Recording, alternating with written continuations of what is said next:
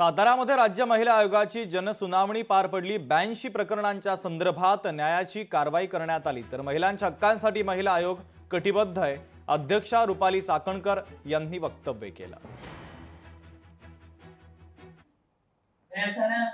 जनसुनावणीच्या माध्यमातून एक समाधानाची गोष्ट मला या निमित्तानं आवर्जून सांगायची आहे।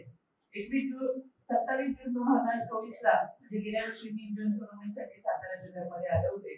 त्यावेळेस आमच्या जनसुनावणीमध्ये 270 केसेस होत्या आणि आता त्या केसेस जवळजवळ 100 कमी होऊन आज 150 केसेस या ठिकाणी आले। तसं साताऱ्यामध्ये गेल्या वर्षी आलो होतो, आता येतोय आणि या निमित्तानं महिलांशी संवाद साधण्याची संधी मिळते।